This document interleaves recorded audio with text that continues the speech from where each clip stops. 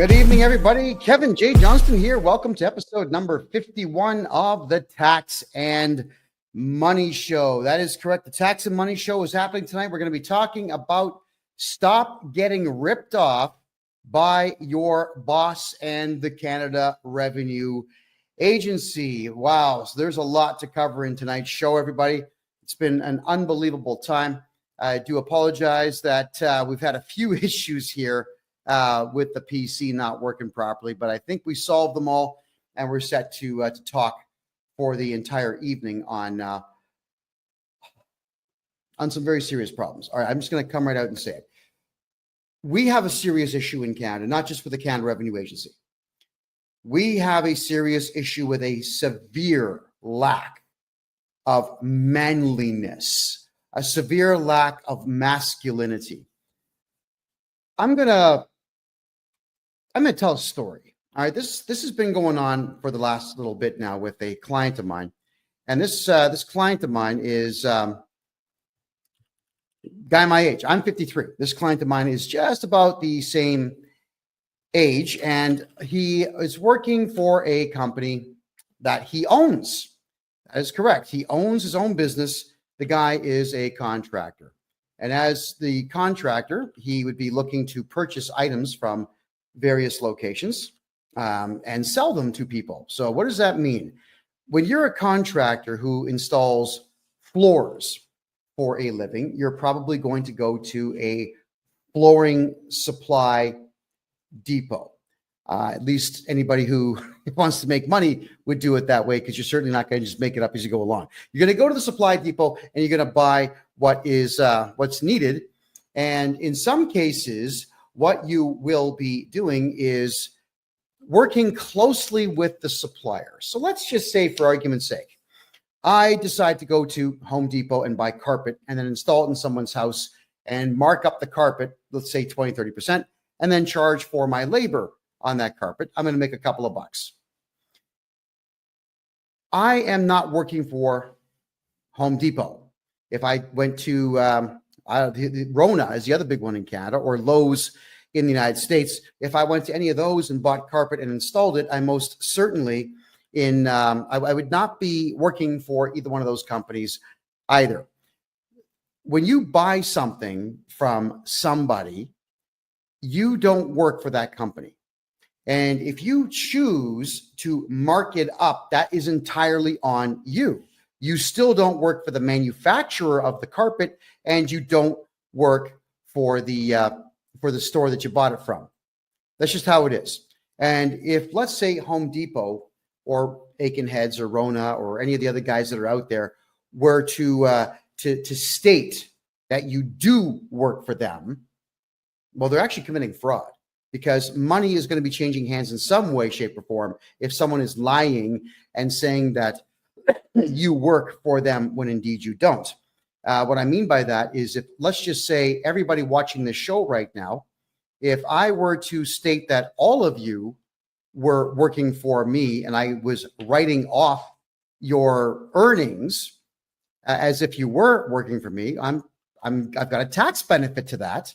And I am a liar, and I would be a fraudster, and I should be punished severely by the law if I'm going to be lying to everybody, the government and someone else, stating that you work for me when you really don't. All right, what I mean by that is, if I were to say that any of you watching the show right now worked for me, and I wrote down on my tax return that you worked for me, you're going to get taxed by the CRA, by the Canada Revenue Agency, and I get to write that off. But I'm writing off, it's pretty much a criminal act. And you're going to be paying the price for my insolence in stating that you work for me when you really don't. So whenever you buy something from anybody in Canada, you do not work for that company. You're simply a customer. You could also be known as a contractor. That is fine, but you still don't work for the store. Doesn't matter what you buy. You buy gum, you buy drugs, you buy Coca-Cola, you buy Pepsi, so we don't have preferences. You buy yourself a hamburger. You do not work for the retailer. You're a customer. Well, I have a client that came to me, again, my age, who is having some serious tax issues. Now, I've got permission to tell the story minus his name, but in this tax issue that he's having, we went through all of his files and the numbers didn't match up. Sometimes when we're doing taxes for people, we can't figure out why numbers don't line up. So we spend more time on it, a lot more time on it. And it gets a little frustrating sometimes because there are some tax returns that just don't make any sense at all. So we'll go through them and then a second time, and then I'll say to my CPA, well, could you check this out? Because it ain't jiving with me. I send it off to my accountant. She looks at it. She can't figure it out. So we have to assume that something is excessively and extremely wrong with that tax return, which is fine. This is what I sign up for. So when I tell you that you're paying a certain price to get your taxes done, I'm not going to up the price because it's harder work. That's not what I do. And I'm not complaining. This is not a complaint. I'm not saying it sucks to do extra work. I don't shy away from hard work. But when something doesn't make sense, my detective brain kicks in. Many of you know that I used to be an investigative journalist. I used to do private investigations in my 20s. I did process serving court papers. We did skip tracing, looking for people all over the world. It was a lot of fun. And I do have an investigative style brain. I'm always looking for answers where they may or may not exist. Well, we tracked down an issue for this client. And that issue was that this client was listed as an employee of a store that he has never worked for.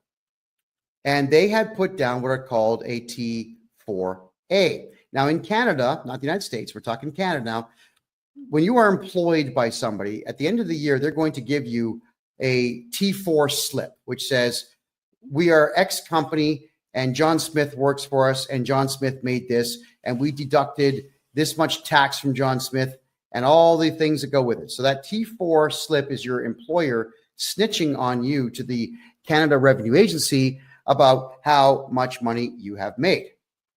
And when they do that, well, when you snitch on yourself, the only thing that the CRA is going to do is find some way to screw you and take your money. That's what they do. That's what these people, they're evil as hell. That's what they do. All right, let's go back to it now. The client in question has, for the last 8 years, gone to a place called Ritchie's, Ritchie. And for those who are watching here, I'm going to show you an image of it. This is the Ritchie's logo. They're out on the East Coast. They're in New Brunswick. And Ritchie's is a flooring supplier. That's what they do. They supply flooring. They have a lot of products in there. They're kind of like a Canadian Tire or who else would they be like? No, that's pretty much it. They would be like a Canadian Tire. For our American friends, a Canadian Tire is a place they usually have a mechanic shop and they have a whole bunch of mid-range, mid-grade stuff for sale. Sports gear, camping gear, stuff for your home and whatnot. It's all pretty mid-range. Well, that's what Ritchie's is. They've got a lot of mid-range stuff and they have some higher end stuff. This is another version of it here. And here's a couple of the clowns that run this place. My understanding of this Ritchie's store is with them functioning in Roths. They're first off, they're in St. John, New Brunswick on Rothsay Avenue. They're also in Moncton, New Brunswick on Plaza Avenue, and they're in Dartmouth, Nova Scotia. They got 3 locations. We're talking about the Moncton, New Brunswick store right now.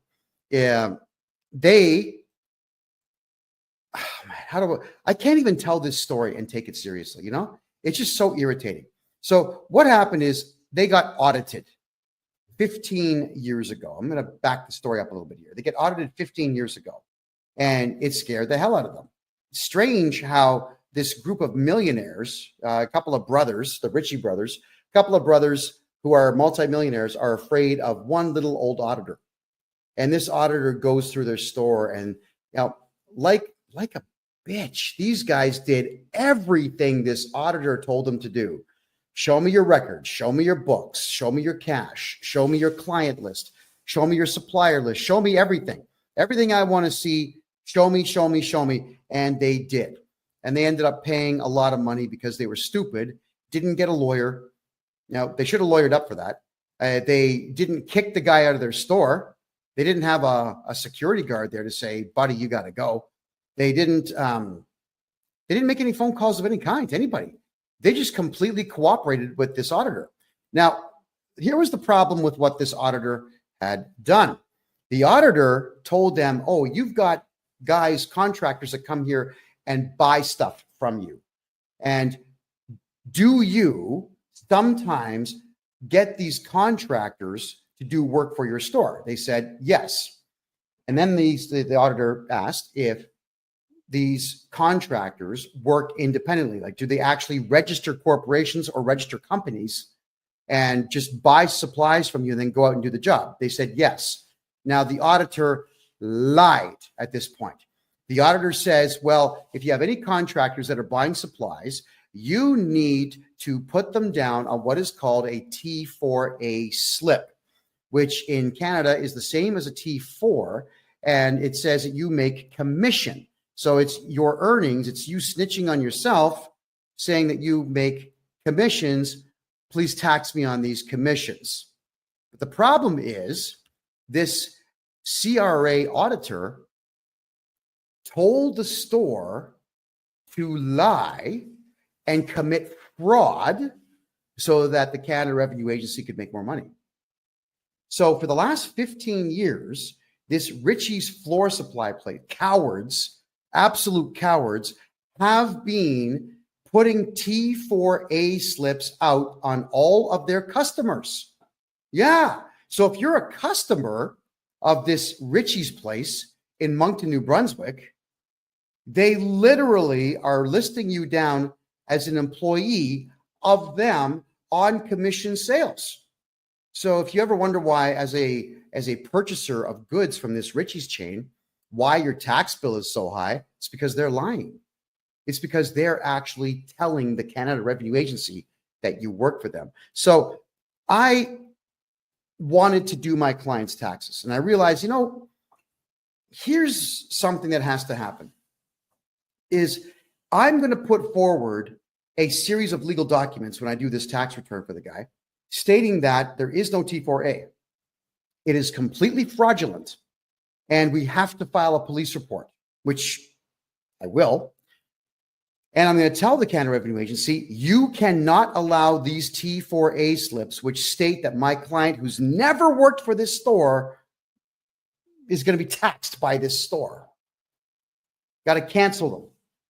Cancel the T4As. That's what the store has to do. So I made a polite phone call to this Ritchie's place, and I end up getting the name of Tracy Delahunty. Tracy Delahunty. And I make a phone call, and I'm very, very prim and proper and polite, and I just introduce myself as the tax agent and legal agent for my client. And I explain that we have a slight problem here, that there appears to be a clerical error. I never come out and just accuse people right off the bat. I say, we have a clerical error here.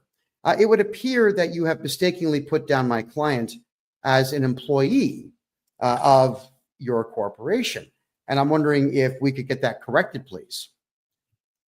Boom. She just starts screaming at me, this chick. I'm not going to repeat all the stuff that she said, aside from the gist of the story, which is, we're not going to do that. We got audited. We're never going to get audited again because of you. We're not going to reverse that. We're not going to cancel the T4As. He works for us. I said, well, I'm afraid you're wrong. Well, it's the government. You have to do what you're told. Now, God knows how many times I've heard that in doing taxes for Canadians. Someone tells me that you have to do something because the CRA is the government and you got to do what the government says. No, you don't. You've got the right to remain silent. Anything you say can and will be used against you to either put you in prison or take your money. So shut up. Stop talking. So I explained, look, that's actually incorrect. And the T4As that you're issuing are, unfortunately, in your case, fraudulent, which opens you up to lawsuits. And when I cancel them with the CRA, you're going to get audited. They're not going to know why it's being canceled. So the first thing to do is they're going to call me to audit my client. I'm going to say, nope, you're not going to audit my client. Not now, not ever. So then they'll go to the store and they'll audit you and you've already cooperated with them before, you believe that you have to, so you're going to go through another audit. And when you've got a store that's equally as big as most Home Depots out there, the auditors will take their time. They'll spend weeks there. They'll cost you time and money and effort and irritation, because it is really irritating to have one of these jerks in your place, in your place of business when you're trying to do business. There's nothing worse than someone asking questions that are completely irrelevant to the task at hand. Now, with me, the task at hand is making money. It's making money. When I'm talking to clients, they're paying me for my time. We get them tax money back. They pay me for my services. I'm making money. My clients are making money. If someone's asking me to do something for them, like, I don't know, fold the laundry or do the dishes or whatever, that don't make money. So the answer is no. Well, occasionally I get phone calls from some branches of the Canadian government wanting to talk to me about my attitude problem. I say, look, guys, this ain't going to make me money. So no, I'm not spending time with any of you. Yeah, whenever the government of Canada calls me, I always tell them, it's guys, I charge $300 an hour for my time. So if you got a Visa or MasterCard, we're going to run that for you now, and then we can have a conversation, to which, of course, they always say no. So we want to make sure when you're a client of mine that you're never dealing with auditors. Well, this store is now going to have to deal with an auditor. She says to me on the phone that, look, honey, I've been doing this for 10 years. I know everything about taxes. That's what it sounds like. I said, well, if you've been doing taxes this way for 10 years, with all due respect, you've been doing them wrong. We put auditors in prison who harass my clients. That's how it works. No, you don't. Well, yeah, we do. I'm a private investigator by trade. I'm a tax expert here. We hunt them down. We file charges. We make sure it goes all the way through. At the same time, we cancel the audit. So you don't have to put up with an auditor in the future at all. In fact, I can help you keep these auditors away. But right now, my concern is my client. I'm being polite. My concern is my client. Could you please just cancel these T4A slips? He does not work for you. Then she pulls the same crap that every feminist out there always pulls when they are losing an argument or they have nothing further to add, but they still want to win. She says to me that, oh, you're just being too aggressive. You're too aggressive for me to talk to. I'm going to have to end this call. I said, no, you're being aggressive. I'm actually afraid of you, and I'm going to end this call. So I ended the call first. I always repeat back the words of feminists whenever they throw nonsense at me, which is exactly what she did. So you would figure at this particular point, I'm going to bypass the accountant for this company, and I'm going to call the multi-millionaire owner of the place, the Ritchie brothers. Supposedly they're men. Well, we know differently now. I call. I don't get through. I call again. And this secretary guy sounds like a teenager, poor guy. He's caught in the middle. But I could hear one of the Ritchie brothers in the background saying, no, I don't want to talk to him. You get rid of him. I don't want to talk to him. Dude, for real, it's your store. It's your company. Take the phone call. So I have to explain myself to this kid. I'm very polite. I said, please have the owners call me. The owner does not call me. The owner calls, ready for this, my client, to raise his voice to my client, to state that apparently I threatened this woman. Now, I've got it all recorded. I record every call I make, especially when I know I'm calling a potential feminist. All right, I protect myself huge with these things. And said that I threatened her and so on, and that I'm never to call their place again and so on. My client even said, look, don't call me. Kevin's my representative. Call him. But please, if you could, cancel the T4s. They won't do it. They won't do it. So I call back. And as I'm calling back, I'm getting the same runaround. So these millionaire supposed men, and let me put them on the screen for everybody to see. There we go again. These supposed men won't take a phone call from a guy on a phone. Now, it's not like I can shoot them through the phone. It's not like I'm going to stick my hand through the phone and wring their necks. It's just not how it works. All you got to do is just take a phone call and say, hey, hi, what's the beef? How can I help you? How can we help not cause any trouble for ourselves? let's figure this out. That's what men do. But we don't have men in Canada anymore. So instead, they get their lawyer to send me an email. Thinking, all right, so fine. The lawyer sends me an email and there's nothing in the email. Thinking, okay, I've got to say something here. So I write the following letter. Now, none of this is meant to be offensive to anybody. This is education. When all of you are getting screwed over by your employers doing foolish things like this, I'm showing you the process that I go through. So here's the letter, everybody. Urgent legal notice, action required to prevent a CRA audit to Adam Ritchie and Trevor Ritchie, the two millionaire supposed men running this company. Dear Adam and Trevor, my name is KevinJJohnston. I act as the legal agent and tax strategist for none of your business. I have been retained to oversee and resolve matters relating to my client's taxation and legal affairs. Upon reviewing my client's personal portfolio and taxation history, we are prepared to complete his tax filings within 2 days of resolving the current obstruction posed by T4 slips erroneously issued by your corporation. Polite, right? On January 27, 2025, I contacted Tracy Delhunty to request clarification on the existence of these T4A slips, which are obstructing my client's ability to file his personal taxes. During this conversation, Tracy volunteered unnecessary and inappropriate details regarding the inner workings of your corporation, which she did. Why is she telling me what's going on there? It's weird. Including past audits and fears of future audits, which she stated influenced her decision-making. She also incorrectly asserted that T4A cancellations were not permissible, demonstrating a fundamental misunderstanding of both bookkeeping and Canadian tax law. True story. Tracy further stated verbatim that it's the government and you have to do what they say. Now, if you've got someone like that working for you, fire them. They're useless.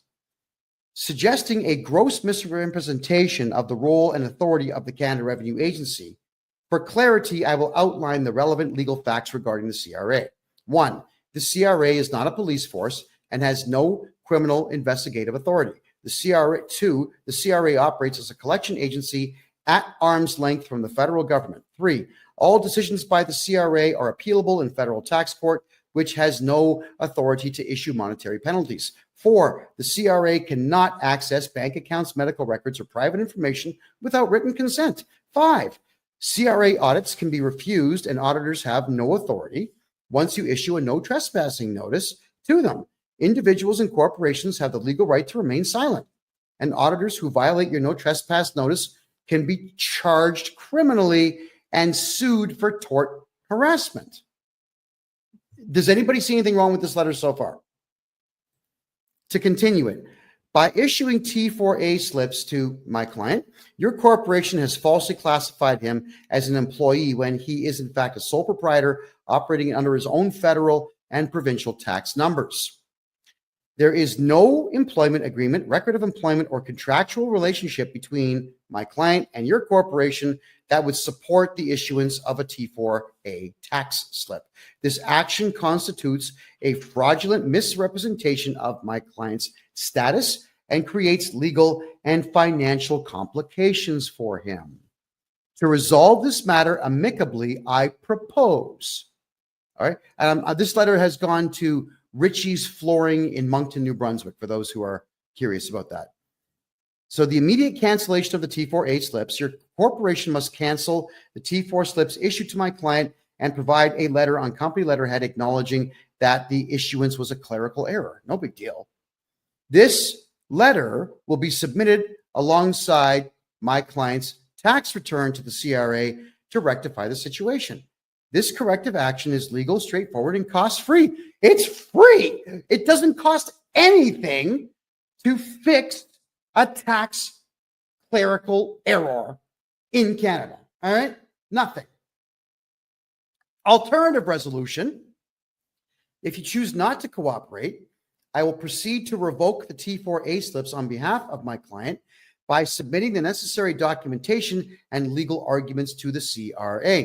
This action will include notifying the CRA of the fraudulent classification, which will result in an audit of your corporation.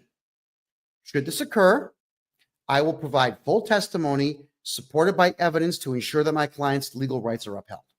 Because you got to remember, I don't care about Richie's. They're not my client. I care about my client, the nice man that pays me to do this. Let me be clear. This is not a threat, but a statement of my client's legal rights and my professional responsibilities. Additionally, I must state that Tracy's behavior has been unprofessional and unbecoming of someone in her position. If my client decides to pursue legal action for tort fraud, I have already committed to representing him pro bono, which means free. And I will represent him free of charge, because this Tracy woman, she really got my back up. I mean, most of the time, the average person has no capacity to get on my nerves. But when you've got a hardcore fundamentalist, lunatic, feminist creep who wants to shout out that her 10 years of tax experience cooperating with the CRA somehow outdoes my 40 years of experience not cooperating with the CRA, well, yeah, my back's going to be up. But what got me the most with her conversation with me is when she pulled that crap, "You're too aggressive for me to talk to." I wish we were allowed to slap people that said that, because that is just the most crass thing that you can say to someone. You may as well just admit that you're a loser and you have no capacity to debate. Surrender at that point. So here we are talking about Richie's, who doesn't want to be talked about. And I'm just getting started, by the way. So I tell them it's in your best interest and the interest of the corporation to resolve this matter promptly and correctly. Please provide confirmation of the T4A cancellations and the requested letter by February 3rd, 2025 to avoid further complications. Signed, me. All right.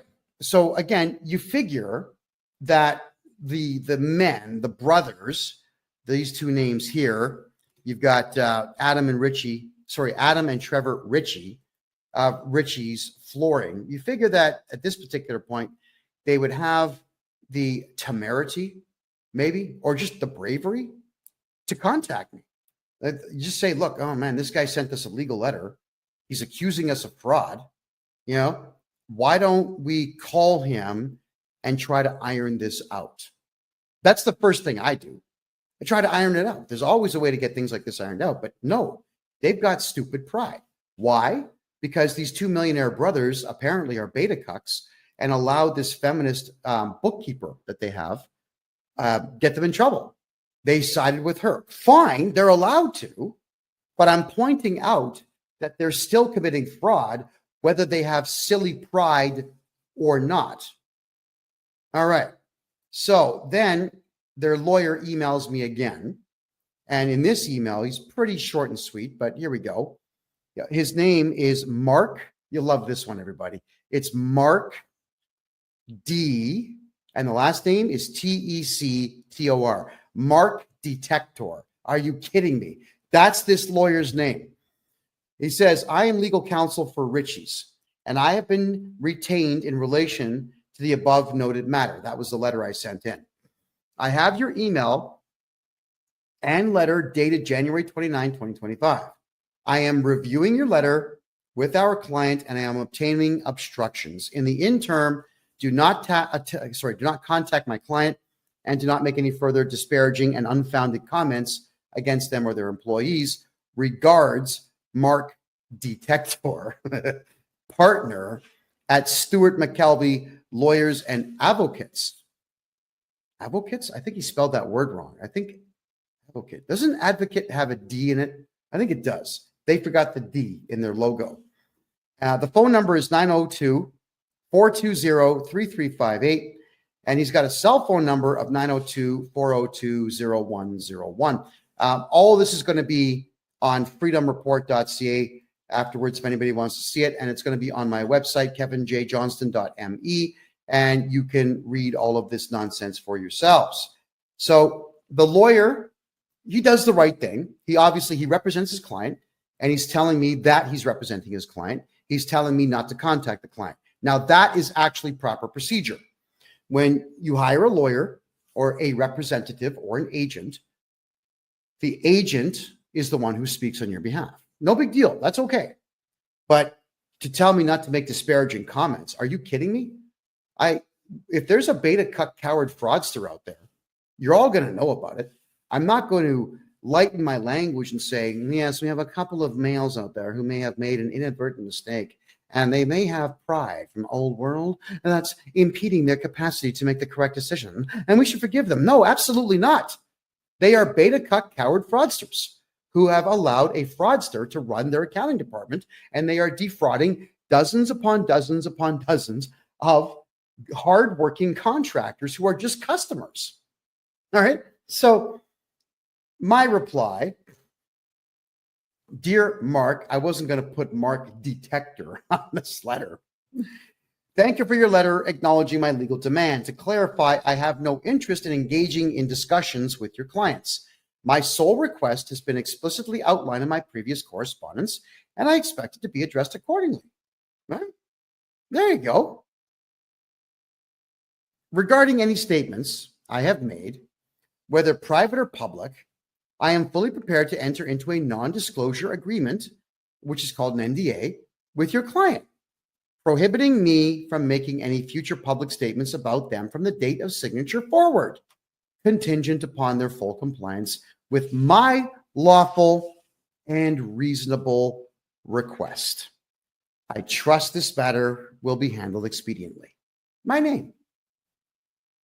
Okay, nothing to argue with there. So what I'm saying here is that you have a couple of beta cuck fraudsters running this store, interfering with the tax return capacity of me, and literally lying to the Canada Revenue Agency about people who work for you that don't. And I'm going to tell the world about it. But had the lawyer read this letter and told his clients, hey, you know what? This big mouth, this big mouth from Canada that never shuts his big mouth, who's on the front page of every newspaper in Canada, will shut his big mouth, everybody, if you just cancel the T4As. I mean, if I was the lawyer, I would tell him, look, don't be a friggin' idiot. Just cancel the T4s and we'll draft the NDA and shut this guy up. That's fair, right? Well, not in Canada. You see, Canadians are not as smart as Americans when it comes to this whole NDA thing. Canadians have stupid pride. They get their backs up over nothing. And they always say, no, I'm not going to do anything he wants.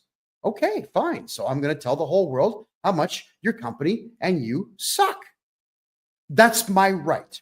And I'm also doing it as a warning to all of you out there to pay attention to what your employers and your suppliers are doing, because it can really affect you negatively. So he comes back with this really short letter. Mark Detector tells me, we have now had an opportunity to review this matter with our client. The claims in your letter are without merit. Well, which claims? The claim that your client sucks, or the fact that the Canada Revenue Agency has no power whatsoever to force somebody to break the law? I mean, which one is wrong according to you and your client? So telling me that something is baseless, that it bothers me, not because I'm getting my back up. Lawyers are losers. Almost all of them are losers in Canada. They're not smart enough to get my back up. But the point is, this lawyer should have made a proper presentation to his client and explained it. He didn't. He comes back with this really short, terse, ridiculous nonsense. And now my client still doesn't have an answer. Again, it's my client. I care about my client. I do not care about this Richie's flooring supply shop run by beta cucks. So I had to send him a letter. I send him another one. Now, it's a bit of a lengthier letter, but it was necessary to send this because I must do everything I can for my client before we involve auditors of the CRA to penalize his supplier. Good morning. To the lawyer, Mark Detector. Good morning. I'm not entirely sure if you're actually doing your job or just taking money from your client. However, since everything I say has merit and your client is openly refusing to undo the fraudulent reporting that they have done, I will go ahead and trigger an audit against Richie's with the CRA, which is what I'm going to do. It is exactly what I'm going to do. Now, you've never heard me say that I'm going to cooperate with the CRA in any way. I'm going to cooperate with the CRA on this one.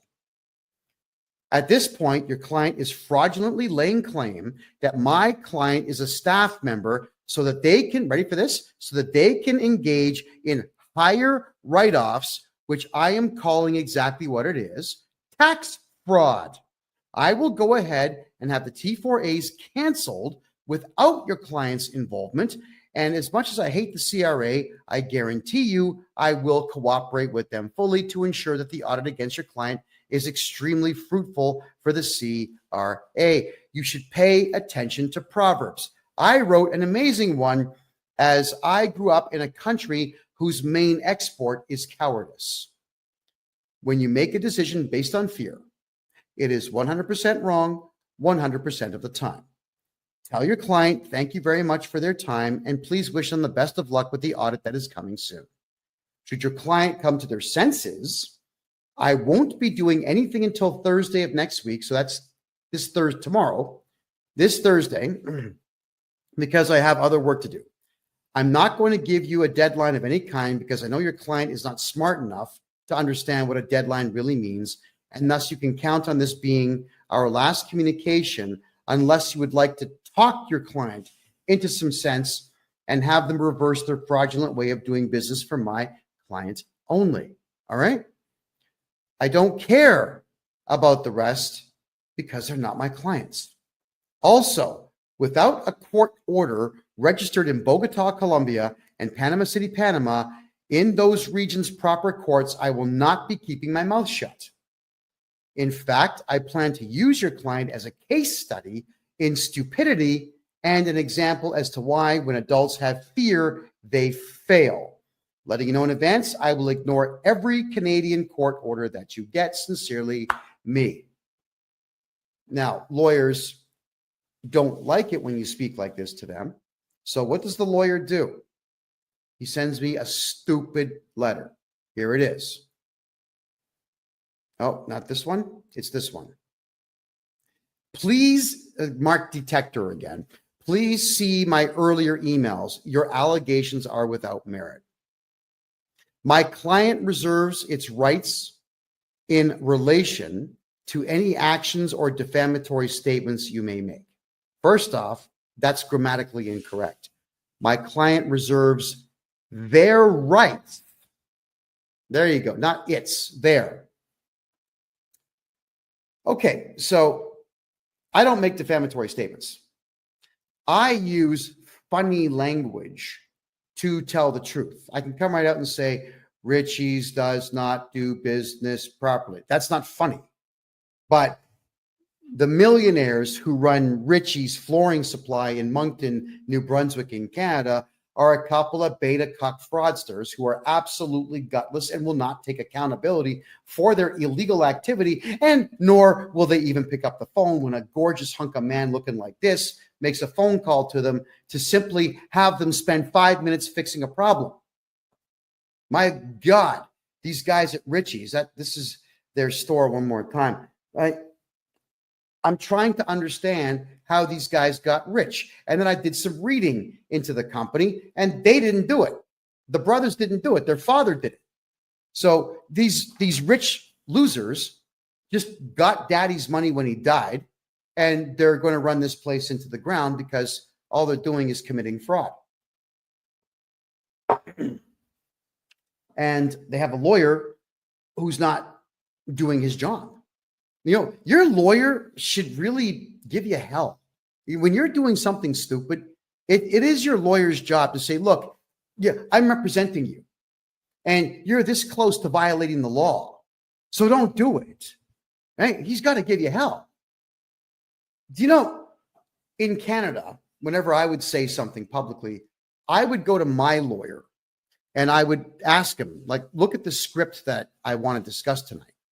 Is there any chance that the Canadian government will hit me with a hate speech charge if I say any of this? And if he says there's even a 1% chance, I don't do it. I've got a lawyer on retainer so I can ask these questions and make sure that everything is going to be copacetic. Yeah. And when my lawyer says don't do something, yeah, all right, okay, I'm not going to do it. because I pay him to watch my back in the legal arena. That is his job. He does his job well so that I can do my job well, right? So let's continue here. With me getting such a short reply from this guy, there's the reply again. I thought, you know what? Obviously, these negotiations have completely broken down. They are not going to comply. So I'm going to go ahead and report fraud to the local authorities, and I'm going to report fraud to the Canada Revenue Agency, an institution I hate, an institution I never cooperate with at all. But because these people got my back up just a little bit, congratulations to them, I'm going to make sure that it happens. And if I need to be on the phone with the auditor, explaining everything to the auditor about these people, I am going to do so. It'll be the only time the CRA ever gets my cooperation. So I wrote a letter. Now, this one is less professional than most of the stuff I write. By my own admission, it's actually quite snarky. It was designed to be irritating because this lawyer is essentially saying, we're going to sue you for defamation if you tell the truth about our client, which I don't care about at all. There we go. So I say, dear lawyer, and I put the words without prejudice at the top of this letter, because in Canada, when you have the words without prejudice on a letter, it cannot be used as evidence in court because it's part of your negotiation to try to get to a settlement before court. That's what without prejudice means, everybody. All right, so I'm hoping that that legal term there makes sense. And by the way, nothing that I'm saying is legal advice. I am not a licensed lawyer. I'm just really good at legal documentation, and I'm really good in the courts because I've studied this stuff for 4 decades now. I hate it, but I know it. Well, actually, I shouldn't say I hate it because I like winning. I do like winning. I just hate the entire court system. But here we go. Dear lawyer, my allegations are fact. Let your client know that I will be helping others that they are double dipping on fight them in court if they choose to go the route of litigation. I will file a defense on any litigation your client files. I will not settle out of court. Should I lose, I will appeal. This will be as public as I can make it, and it will be very expensive for them. As I have studied law for 40 years, I have no legal fees. I'll be representing myself. Not true for your client. Side note, pride goeth before our fall. This woman that Richie Boys hired is really going to destroy them. Let them know that they should not act on her feelings because I won't be letting this one go. I'm going to use this case as an example of how not to behave in the accounting world and how to avoid eventually meeting me. That dumb working for them is dangerous as she is really stupid but believes herself to be a genius. She should be flipping burgers, not stealing from the CRA. I am not an unreasonable man.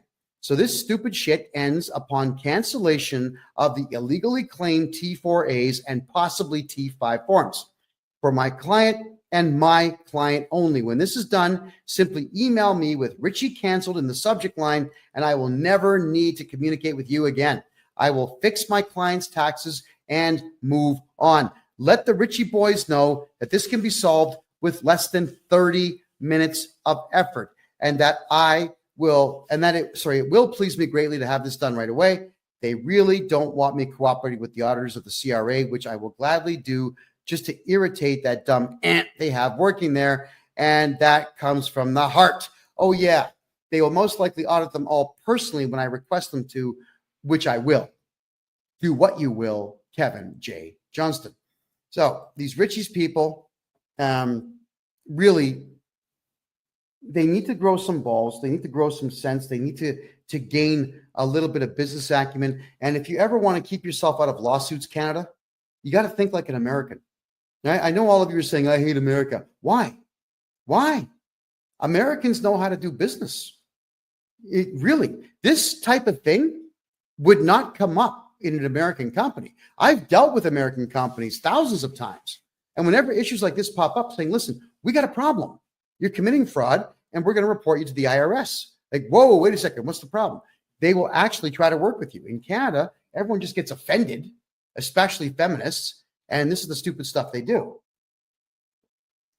So the lawyer did not reply. And I'm a little disappointed in that, but yeah, whatever.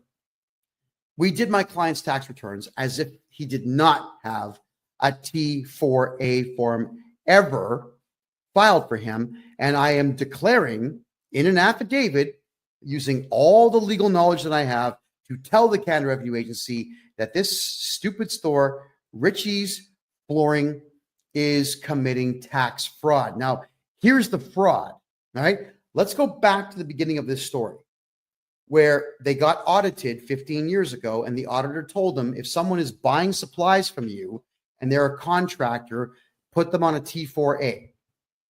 So the auditor told this store to break the law, and the store that did not get any legal advice has decided to break the law for 15 straight years by committing tax fraud times God knows how many people buy their supplies.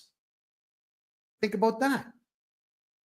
If I tell you to shoot somebody in the head and you do it, you go for murder 1, possibly murder 2. I go for solicitation of a crime and possibly accessory and possibly murder 2 as well. Don't think for a second that because someone else tells you to commit a crime that you're going to be absolved of it just by saying, I don't know. He told me to do it. Do you think really that's a defense in court? You're out of your friggin' mind if you think you're going to get away with using that as your defense. Not only are they breaking the law, but they are proud that they are doing it, and they are getting a lawyer now to assist them in breaking the law. So this lawyer that they're utilizing needs to go back to school, I think, because the next step for me is to start filing complaints with the Law Society of the province of New Brunswick to explain that this guy is giving them really bad advice and did nothing to solve this problem. Well, if anybody out there would like to call Richie's, let's bring the information up right now. I'm going to share the screen right now. Here it is, everybody. So I know you won't see it on, hold on, where are we there? No, wait, there we go. Boom. Let me just turn this off for you. So there's Richie's. They are in New Brunswick. Let me zoom in a little bit for you here.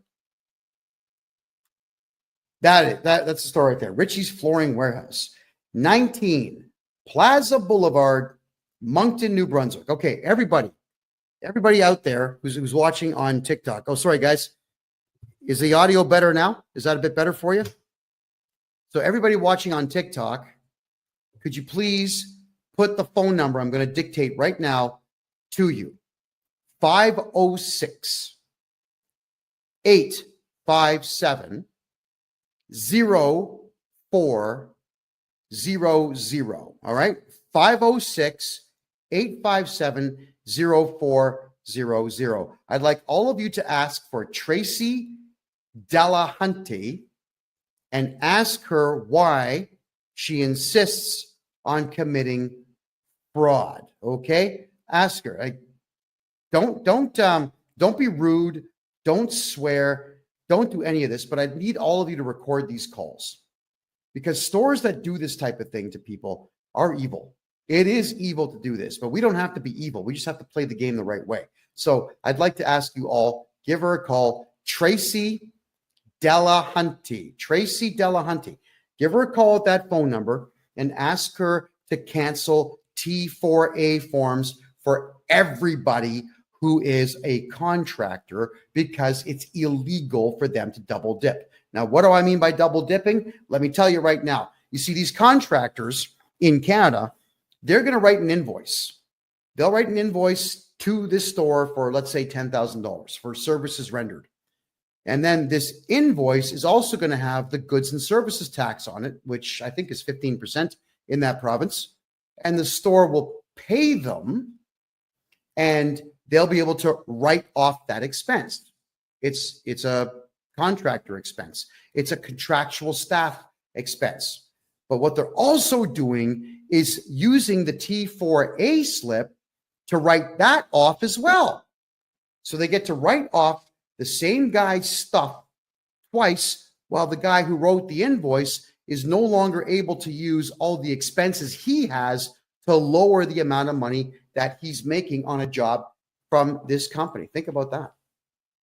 So the store is double dipping, which means that the individual contractors get completely screwed on their taxes. Completely and totally screwed. So I need everyone to give them a phone call and ask them if they could please stop defrauding their contractors, and again, record the call. And if anybody gets anything interesting out of these people, because they like to talk, they will probably share information with you. Could everybody who's going to do this call, here's what's going to happen, okay? Either the funniest one that you record or the one that gets the most information. I'll play that one on the next show as a follow-up to this show, and you're going to get $100 of my own money. I'll send you $100 of my own money for being the winner, the one that gets the best stuff done. Now, I don't mean prank them. I don't mean phone them up and flush a toilet. That's dumb. What I mean is, when I say funny, is get them to react in a certain way where they're actually divulging information to you that they shouldn't be divulging. Because everybody on the East Coast of Canada, it's not that they're really, really, really, really nice people. It's that they're just, in some cases, really dumb, and in many cases, drunk. There's a lot of alcohol abuse on the east side of the country. So these folks here are not going to be thinking all that clearly when they do this. Now, whilst we are reviewing this, don't call the lawyer yet. I don't want that done yet. But if this lawyer is going to be extremely unreasonable, I will deputize everybody here next week and then have you call this lawyer and record those calls. Because the only thing I want, the only thing I've asked these people for is to cancel the T4A slip so that I can do my client's taxes legally, properly, efficiently, and today. Right? Now, I'm going to do my client's taxes anyway.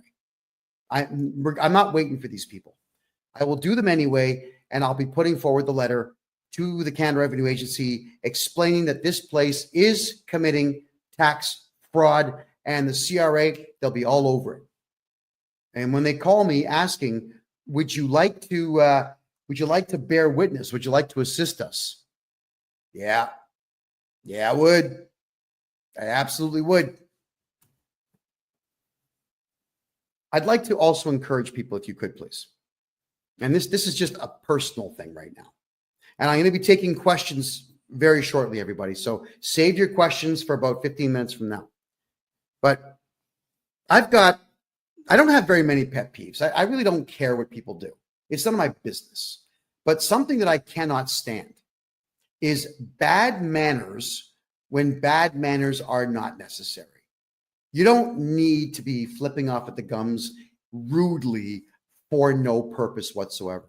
You don't need to be walking around with your head held high saying, I know everything, so I'm going to give you a difficult time because I think I'm a genius. That pretentious belittling of people it's vile. It's extremely vile. And it is something that during my journalism days, I would not say a word about it except for continuing to put the microphone in people's faces during interviewing them. Because the more angry they got and the ruder they got, the funnier it was on YouTube and Rumble and all the other websites out there. It was good content for me to upset someone by just asking questions. But you see, I'm not a journalist anymore. And there's absolutely no reward whatsoever for me tolerating bad manners. And I won't. So if you're rude in my condo or my office or my car, I'm going to turf you. Just get out. We're done. If you're going to be rude on the phone or rude in a live video chat, I tolerate it if you're a client because you're paying me to listen to your rudeness, but I'm not going to tolerate it if I'm not being rewarded for it. And this group of excessively rude individuals running this store need to be punished. That's it. You know, Richie's, the whole, oh man, these people. Richie's Flooring Warehouse is what it's called in Moncton, New Brunswick. Again, there's the contact info, 19 Plaza Boulevard in Moncton, New Brunswick. You can call the two brothers there, Trevor and who? Adam and Trevor. Ask for them, or you can ask for Tracy Delahunty, the excessively rude individual that started this entire fight.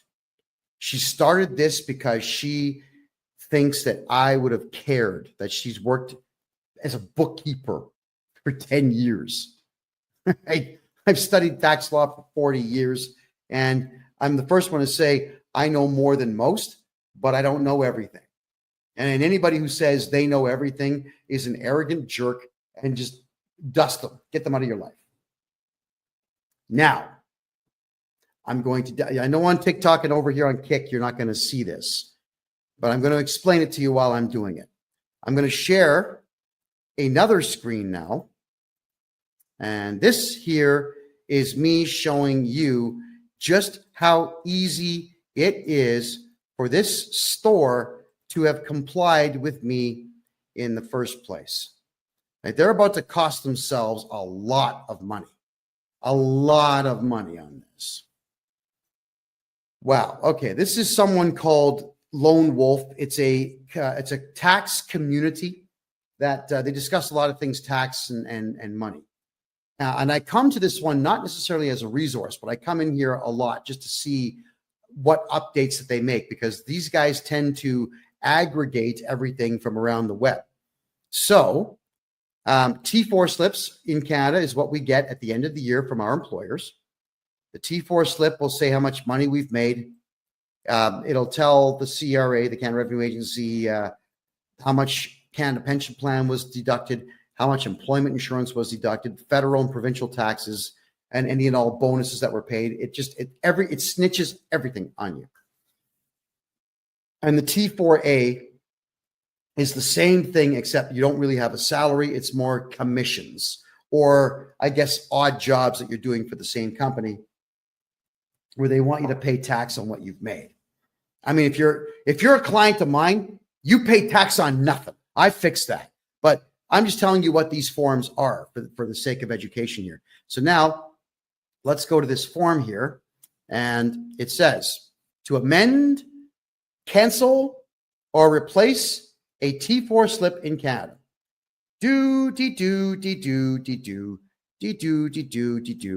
Cancel a T4. Detailed steps. I click on it. So if you're preparing a T4 and you have any tax software at all that interfaces directly with the Canada Revenue Agency, you go to the top right corner where it says amend. You can click on the original, amended, or you can cancel it. You use this mouse and you cancel it. That's it. And then look at that, everyone. It'll actually say canceled on the T4. That's not even 5 minutes. That's 30 seconds.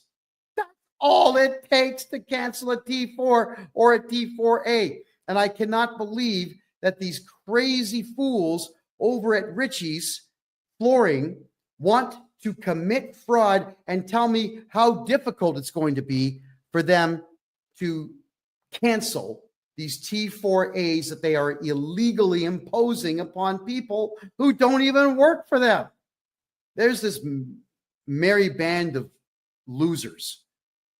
I really hope that this cost them customers. Thanks, Joseph, for the hat. I appreciate that. I hope this cost them a lot of customers, because you just can't do this. All right. Maybe what we should do is talk freely now about one of the many reasons why I left Canada. For my American friends watching this show, I'm a Canadian citizen, born in Toronto, raised right next door in the city of Mississauga, which back in the 80s was a phenomenal place, and I wouldn't give you $5 for the entire city now. It's a dump.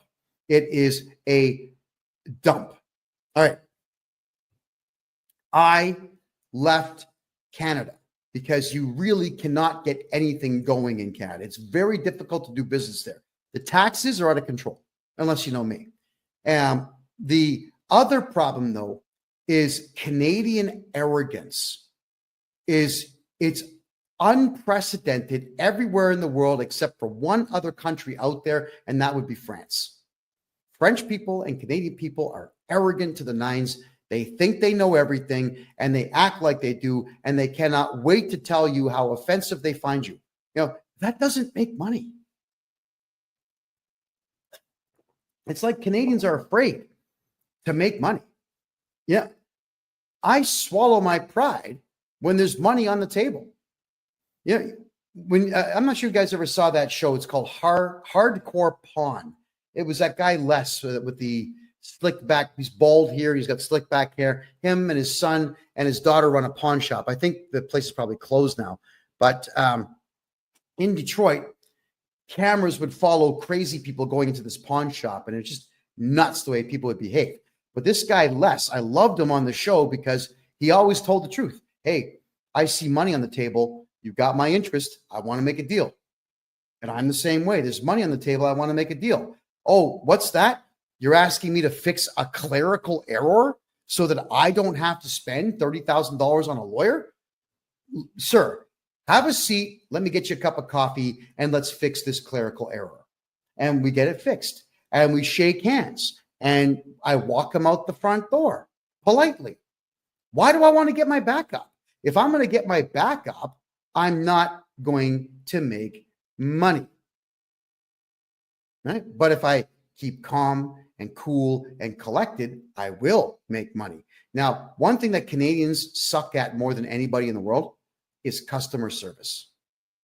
Customer service is absolutely the biggest key thing. I got an incredible speech from Rob Ford. Rob Ford is the former mayor of Toronto, the big guy that he had drug problems. I mean, he admitted to smoking crack because, like, physically his body was very ill. And his maniac brother, Doug Ford, is now the premier of the province of Ontario. But Rob Ford, he gave me a big speech about customer service. And he understood it well. And the way he explained it to me was it was genius. He handed me a business card. He says, I'm the mayor of Toronto. Here's my home phone number. Okay, thank you. People would call him wanting to get something done. So he would go through every message. He had a Rolodex. He showed me all this. He had a Rolodex where he would put everybody's name in and write down the problem. He would call the appropriate people, send the city staff member out to get it fixed. He would call the person back and say, did the pothole get filled? Did your fence post get replaced? Is the electricity back on? This is what this guy would do. That's customer service. And he's a politician teaching the world about how important customer service is. It is important. Return emails, even if you don't have an answer. Make phone calls, even if you don't have an answer.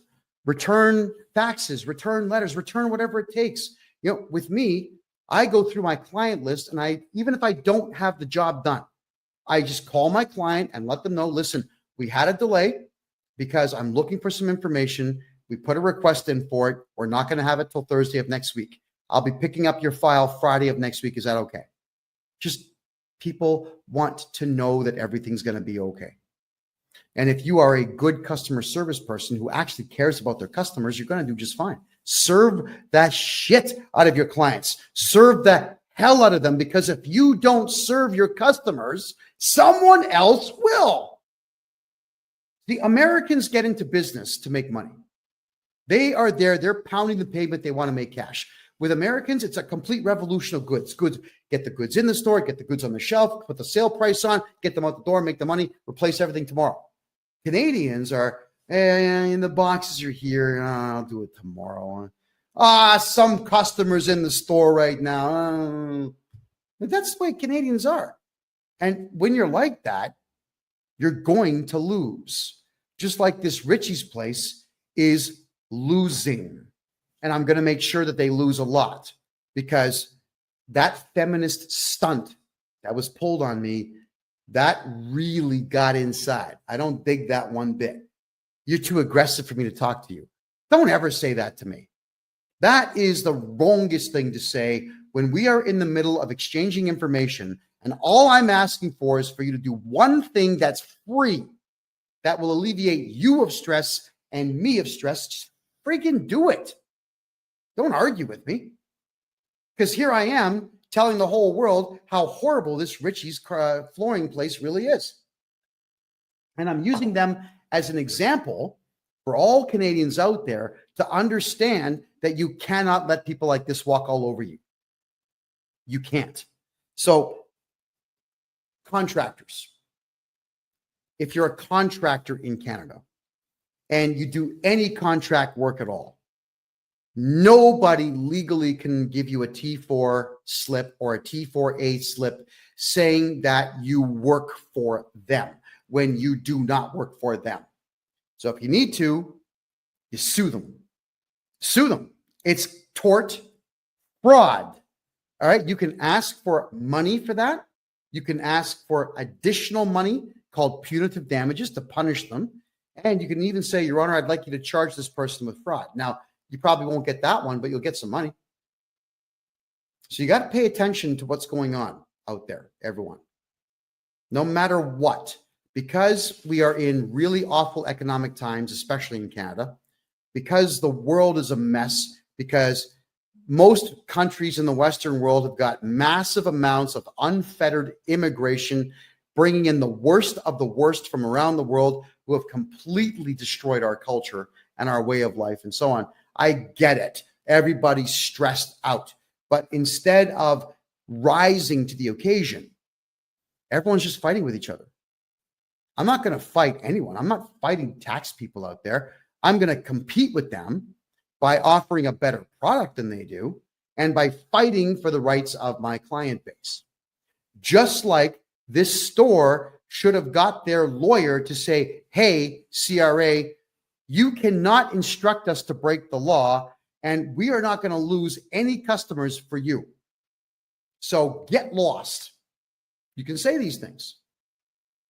You've all heard me on the phone many times talking to auditors and various employees of the Canada Revenue Agency, telling them, like, guys, you got no power. We're not going to cooperate. Don't go to my client's place. You're going to get charged. We can say these things. But Canadians don't do that.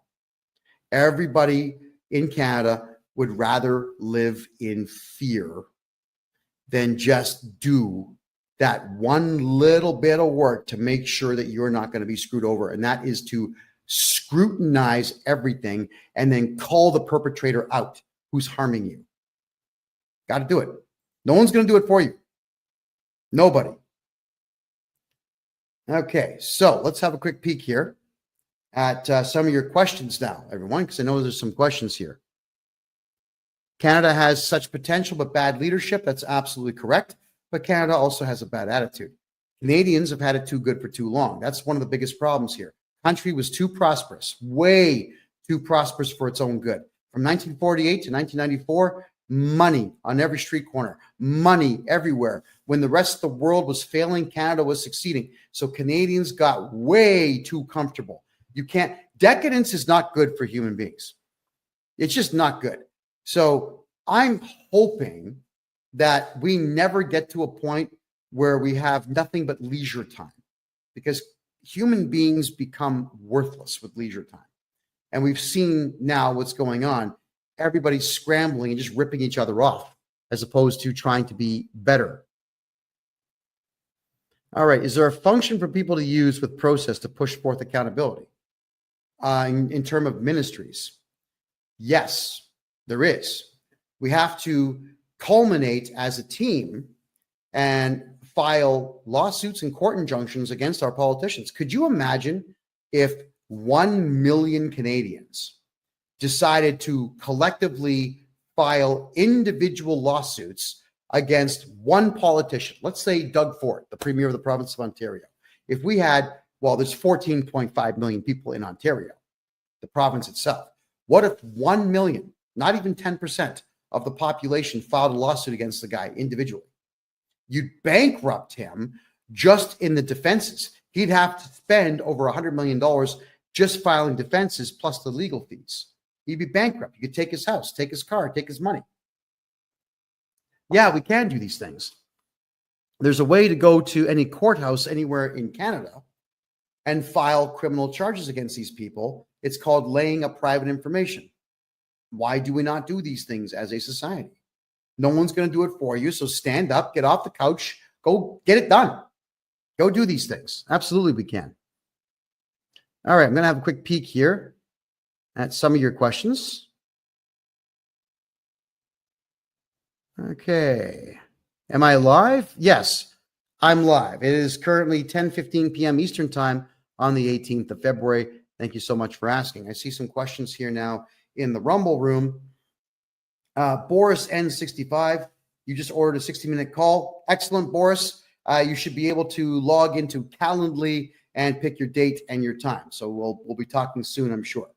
We got there. Real MGTOW. Kevin, have you guys been able to clear up your tax backup? Yeah. I mean, our tax backup is, we'll call it under control. We have a backup of, say, 2 weeks, but that's standard during tax season for any accounting company. We developed a brand new software package that's going to blow your mind, everybody. Imagine this. Well, actually, let's just work with the real numbers. No, so I'm going to do this for everybody right now. Let's do this right now. I'm going to bring up the income tax calculator. This is a website called Wealth Simple. I'm not even sure what they do, but it's a handy little toy to play with. All right. I know that you're not going to see it on TikTok or on Kick, but I will state what it is that I'm doing here. So let's turn this off. If you have a look here in the province of Ontario, if you make $100,000 a year, the federal tax is $14,000. The provincial tax is $6,986. Canada Pension Plan and EI, which is employment insurance, ends up being $5,105. So on 100K, you're losing $26,136. Now, what bothers me about this is when a corporation is filing taxes, what they've got to do is they have to take the CPP, the Canada Pension Plan, and the employment insurance, and they have to match that. That's right. So for every employee that you have making 100K, you have to match the Canada Pension Plan 100%, and you have to match the employment insurance by 140%. Wow. So the rough number, if you look at it right now, the rough number is going to be about $5,800 per person per year that you have to spend for nothing. It's infuriating is what it is, because the Canada Pension Plan is going to be empty by 2032. And EI, I don't know if any of you have ever tried to get employment insurance, but I can assure you, you're not getting it. So why are you paying into it? Oh, yeah, so that third world invaders can get money for free to the tune of $5,000 a month. No, thank you. Not interested. So what we do now is we've got a payroll company in place, and the payroll company, we charge no fee for this. And I mean no fee whatsoever. We're going to do your payroll for you. So let's say your pay cycle is absolutely every week. On Wednesday, what you'll do is you'll jump on our website and you'll put in, like, you'll have drop-down boxes, John Smith, Steve, Richard, Paul, all these people in there. You put down what they made. It'll work out the CPP. It'll work out the EI. It'll work out the provincial and the federal tax. And it will tell you how much to pay us so that we can pay your staff member. All right? But you don't pay the matching on the CPP and the EI. You don't give it to us. We will pay your staff what they are owed, and then we will issue T4 and T4A statements at the end of the year to your staff member. And here's the other cool part. Your staff no longer work for you in this business model. They work for my company. So if you've got to fire somebody, I'm actually renting this person back to you for $1 per year. You can say, hey, Kev, or how about this one? Kevy, baby, looking good today. Listen, that guy, John Smith, that is currently on payroll, get rid of him. We want him fired. Okay, good. I make a phone call. John, listen, I hate being the bearer of bad tidings, but you got to go. You've been fired, and here's your severance pay. Here's your final paycheck. Thank you very much for your service, and good luck to you in the future. And this way, they cannot go to the labor board about you or you or you. They have to go to the labor board against me. And I can assure you, especially in the provinces of Alberta and Ontario, They don't want to deal with me because I drive them mental. I make phone call after phone call after phone call. We make offers, we make deals, I retract them, I make them again. I say stuff that doesn't make any sense. I'll send them in some cases. I'll go to deepseek.ai and I'll ask it to create a nonsensical email to do with my big toe up to 1 million words in length, please. And it'll do it. So I copy this 1 million word story about my big toe, which I'm sure is really not that interesting to read, and I'll copy and paste that in there. Now, and then I'll do it a second time. And then I'll ask DeepSeek to maybe change the story a bit and send them that. I hate the labor boards. So you want someone like me watching out for you, not breaking the law in any way, making sure that the law cannot be used against you because all the onus is on me. Laura Lee's asking, how do I pay you for a consultation? Head over to my website, KevinJJohnston.com. That is my name, Kevin J. Johnston, which is JOHNSTON.com. KevinJJohnston.com. You can grab a consultation there. As soon as you get past the initial screen, you'll go straight to Calendly, where you can pick your date and your time. And let's get rocking here. Let's fix your tax problems. All right, let's have a look at your other questions here. All righty.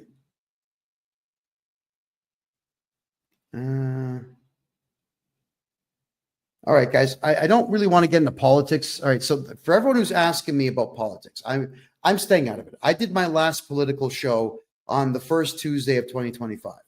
I don't care anymore. I had a lot of fun. I did a political podcast for 7 straight years.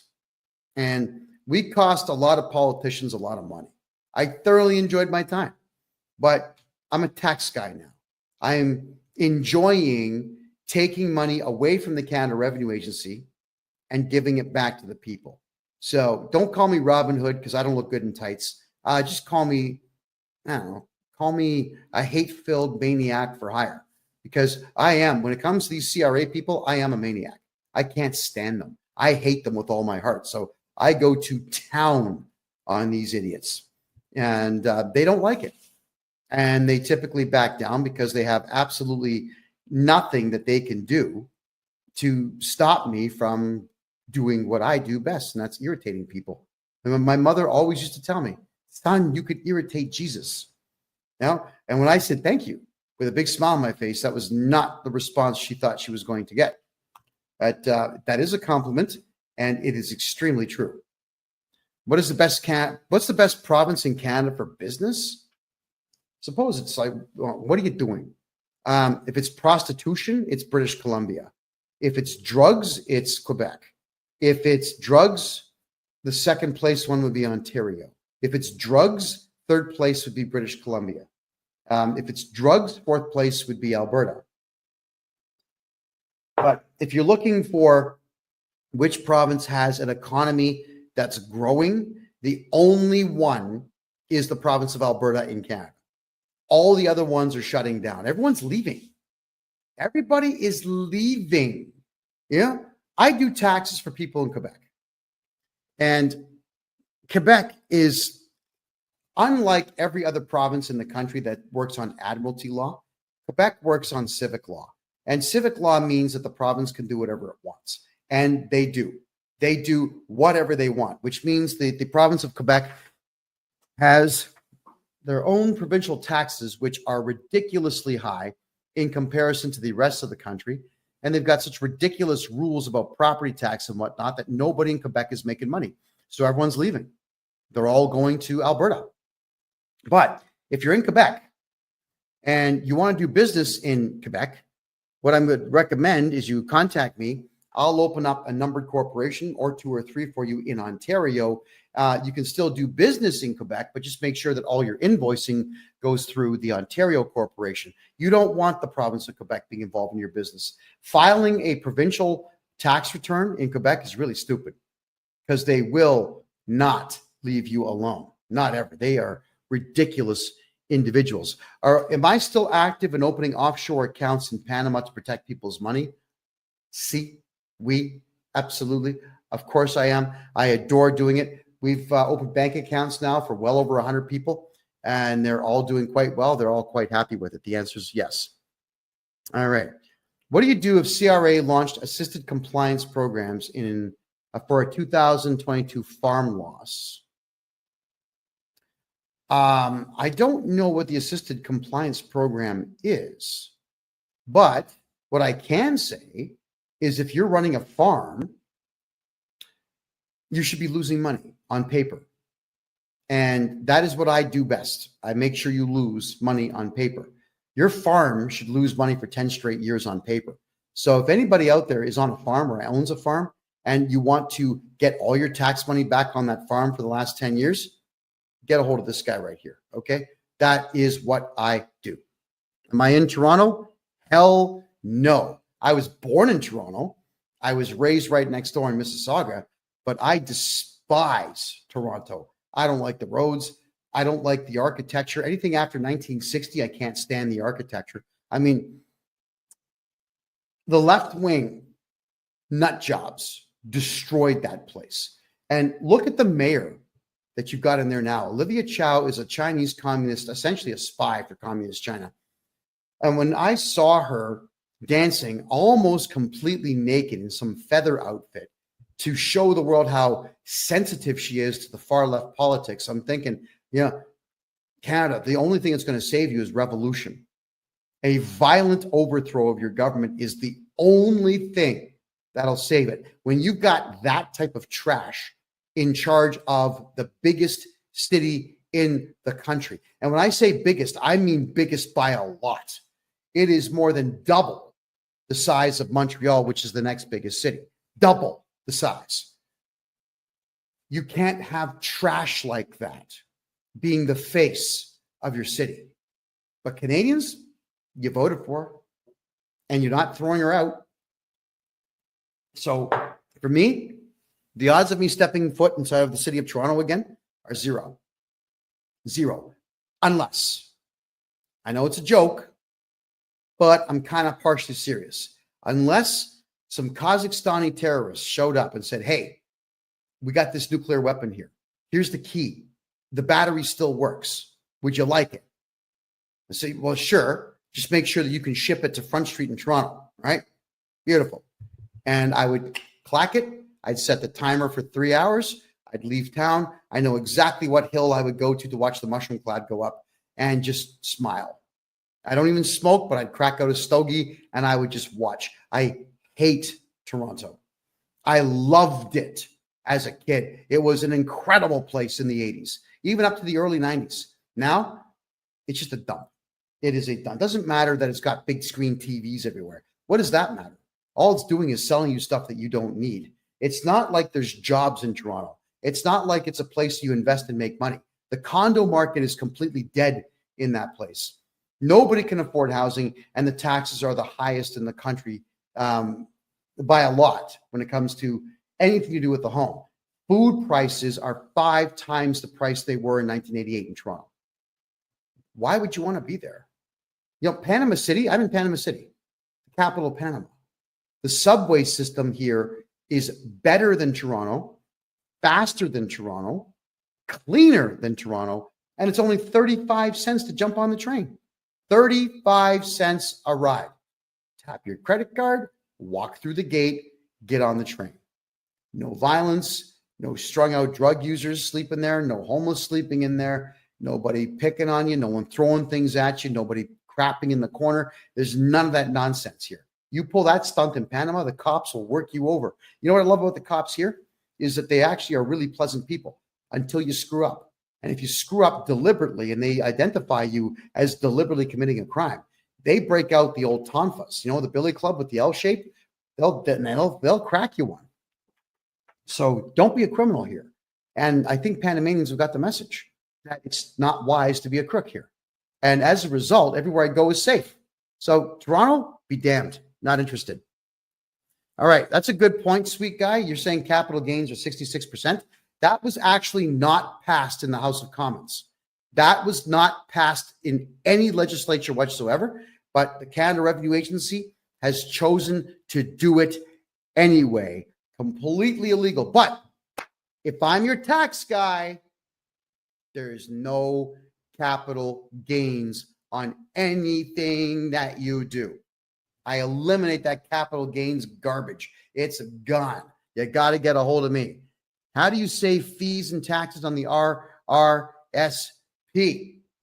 I'm your tax guy. If I'm your tax guy, gone. I'm not going to tell you my secret because I'm the one that invented it, but it's legal. You want your RRSP taxes gone?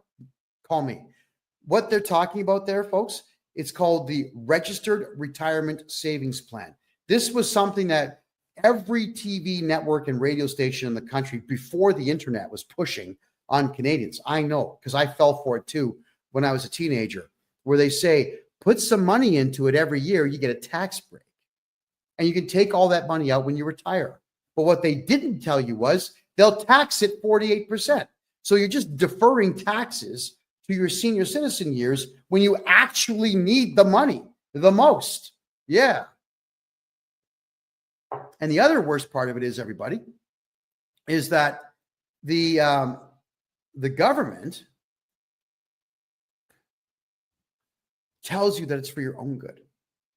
And that's the part that bothers me the most, is that they're taking 48% of your retirement savings plan from you and telling you this is for your own good. It's good for you that we're doing this.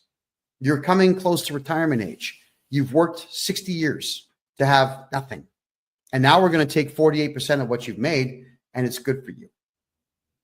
No, it's not good for you. And I will get you back 100% of all of your RRSP contributions, so long as it used to be just the last year. I can go back 3 years now and get those for you. So get a hold of me if you want that money back.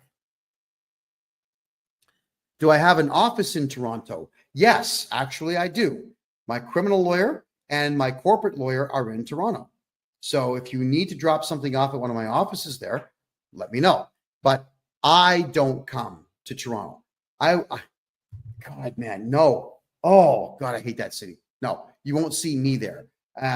You'll see me in places like Seattle, Calgary, Bogota, Panama City, Mexico City, Cancun. You'll see me in not Port-au-Prince. I'm sorry. What's the other one? The capital. Oh, Nassau, the capital of the Bahamas. You'll even see me in Trinidad and Tobago. You'll see me in all these places because there's money in the cities I've just mentioned. But Toronto, nope. Keegan's asking, can I get your calendar link? Yeah, just my name, KevinJJohnston.com. KEVIN, middle initial J, last name Johnston, KevinJJohnston.com. Get a hold of me there, please. And the calendar link is all yours to pick yourself a time. Okay, Sweet Guy says, I'm 65 and I've watched many of the major metropolitan cities just deteriorate to absolute garbage. Correct. So have I. That's why I want nothing to do with Vancouver, Toronto, and Montreal anymore, which is a shame because those were three amazing cities in the 80s, even the 90s. They were fabulous places to be. Now, no, forget it. Can't talk me into it. Is Panama safe for kids? Yeah. It's a very safe place, especially if you're a gringo.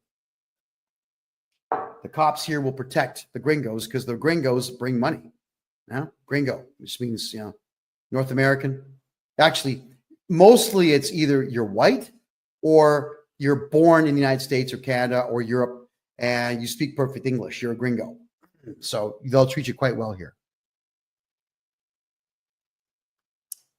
I haven't filed since I have a sole proprietorship running since 2022. Carbon collection notice. All right. Sole proprietorships, you should never have those things, but I can fix the taxes and we got to get you into a numbered corporation so that we can avoid that craziness in the future. What if you just pulled the RRSP out and they took the tax off the top? Well, that's what Janelle, that's what they do. It doesn't matter who you hold your RRSP, your lifts, your RIFs, or your GICs with. They always take the taxes and just give it to the CRA, whether you want them to or not. They just do it. When you ask why, because it's the government. You have to do it. That's how they sound. So that's why I'll get you back everything on the RSP, but it will be in the following tax season. So it won't be today. It'll be in the following tax season. But if anybody here pulled out their RRSPs in the last 3 years and you want that money back, you get a hold of me. I'll get it all back for you. Every penny. If I cash in Bitcoin, do I have to pay capital gains on money I got by mining? Okay, Dale, the whole point of crypto is that nobody knows you have it. There is no way for the CRA to know how much money you have in the bank and how much crypto you have, how many gold bars or silver bars or platinum bars or palladium bars that you have, or even how many houses that you own until you shoot your mouth off and tell them.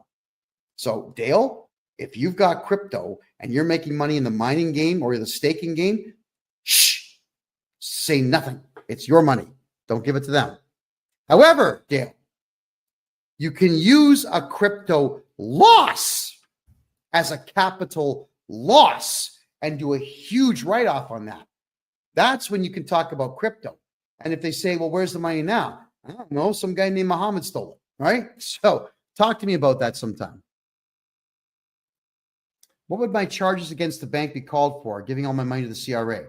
Theft, fraud, conspiracy. There's one more. Theft over 5,000 and fraud over 5,000. Those are big ones. So yes, and I'm going to be teaching all of this. I'm going to have a course on this a little bit later this, or in March, I'm sorry, about how to file criminal charges. How does my company work? Quite well. I don't understand the question. Could you please rephrase that? Okay, Keegan, if you're having an issue with the Calendly link, then I'd like you to immediately please go to the contact form on my website, the KevinJJohnston.me website. Just give me the invoice number. I'll take care of it. I'll get you the link right after the show. All right. So thank you, Keegan. I do appreciate that. Why is Trudeau still talking crap? Because he can, and because he knows that no Canadians are going to do anything about it. That's why. Okay, Keegan.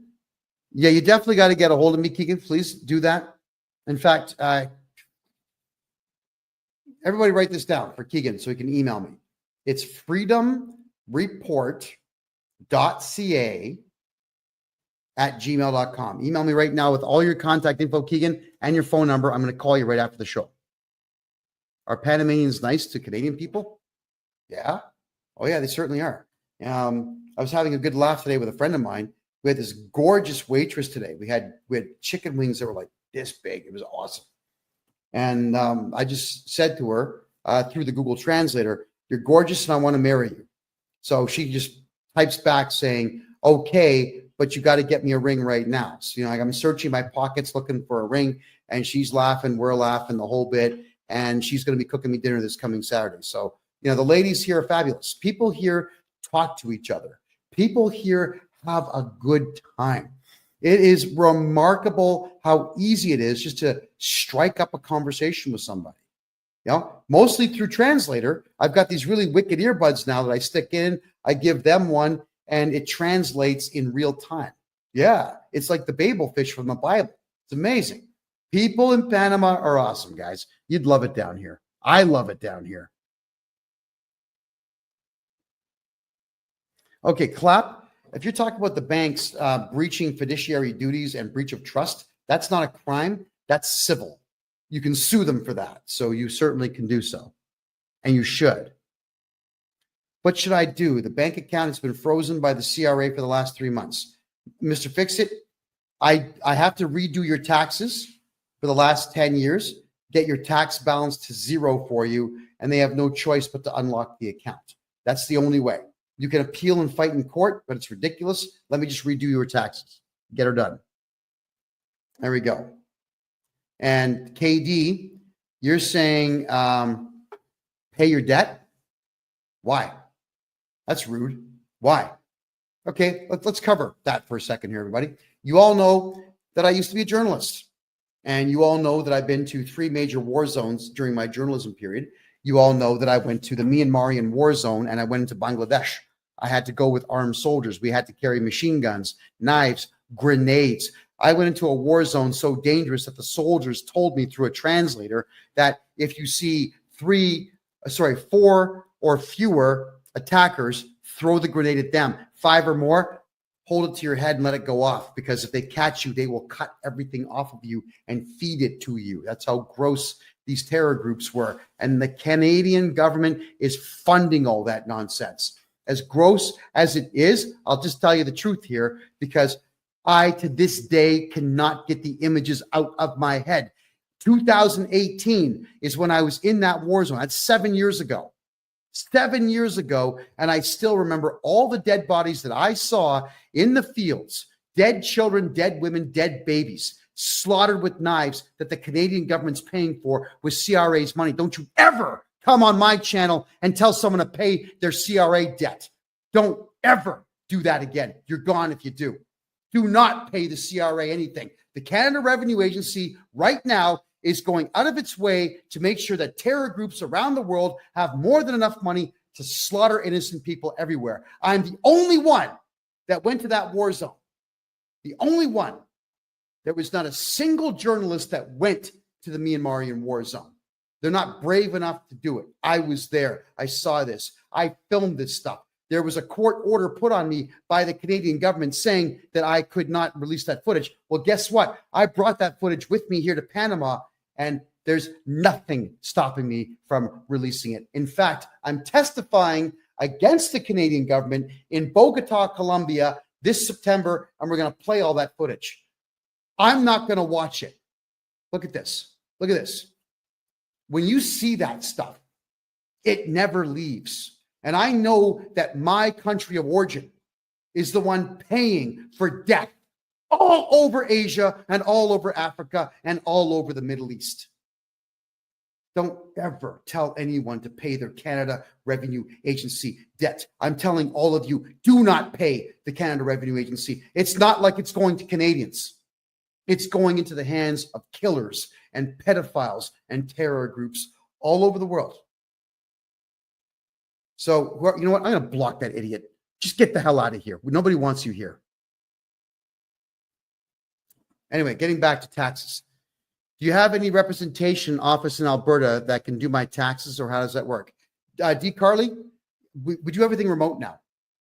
You know, there's absolutely no reason whatsoever to have these huge brick and mortar places. Yeah, we have offices, but our offices are small. You know, they're like garages, you know, maybe 400 square foot places. They have enough room for desks, chairs, filing cabinets, and 2 or 3 people to work in them. Everything that we do is on screens. I've got the laptop here. I've got the phone here. I've got a second phone here. I've got a third phone over here. And I've got 2 monitors on a wall in front of me here where I can see everybody at the same time. Like, we're all connected all day long. We don't need it. And it's really, really, really efficient for me that way, because I don't have to be in Canada, a place you all know that I couldn't wait to leave. So I just can't stand the politics there. With me being in Panama, I am calm, I'm cool, I'm collected, I'm healthy, better diet. Look how clean my skin is just by eating food that there's no drugs in my system at all. I don't need all kinds of makeup and whatnot to keep this expression going. It's a matter of good food. I'm just healthy. My blood pressure is perfect. My blood counts are perfect. Yeah, I'm happy all the time. Why would I want to be there? I'm going to do everything remote. So get a hold of me on the website and we'll take care of all your taxes there. My CPA is in Ontario. My lawyers are in Ontario. Some of my team are in Vancouver and some of my team are in Alberta. We don't need to all be in the same place at the same time. It would be nice, but it's completely unnecessary. What does it cost for you to write a letter to the CRA? There's a couple different price points on that. It's either $350, $500, or $950, depending on the complexity of the case. So get a hold of me if you want that done. All right. Let me just check the Facebook chat rooms here. All right. What do I think of Vancouver? What, the city? That would be an all-day thing. I'm not going to bother answering that one. just let you know that I'm extremely disappointed in its downfall. It's not worth going to at all. Alrighty. Question. As you know, I just finished getting out of a bankruptcy. Does my bankruptcy guy have to file my taxes this year since he finalized it all? No. And if the bankruptcy wasn't huge, like millions of dollars or hundreds of thousands of dollars, we could actually reverse the bankruptcy. Bankruptcies are not the first choice. They're always the last choice. There's so many ways to win with taxes and debt that bankruptcy should always be the absolute last thing, because it is a nuisance to get through. But anyone can do your taxes afterwards. Hopefully, I'm going to be your tax guy. Okay, here's a good point. I asked Grok on X if I have to, but and it says no, but my bankruptcy guy says they have to. I signed their document that says they would do it. Okay. Every trustee and bankruptcy professional in Canada is a lying loser. Stay away from them. They don't work for you. They work for the CRA. So it's a bad idea for anybody to get involved with these people. Just don't do it.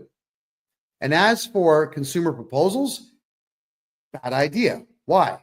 Because it doesn't improve your credit rating, and you still owe the money. The idea of doing something like this is not to owe money. But in a consumer proposal, you still owe the money. You're still stressed out. No, you don't do consumer proposals at all. They're a scam. They're a total scam. Absolutely total scam. What is the Smith maneuver? Something that doesn't work as well as you think it does. And that would be an extremely elongated thing to talk about here. It's not something that I can answer, even in the last 10 minutes that we have here. Do I do living trusts? Yes. Here's the way that we do it. On the low level here, you have numbered corporations. Corporation A owns your house, holding company. Corporation B has all your funding in it. Corporation C, cars and property. Corporation D, do business in that corporation. And all those corporations should be held under this one here, which is going to be your umbrella corporation. And then the umbrella corporation is owned by the family trust. So it has to filter down.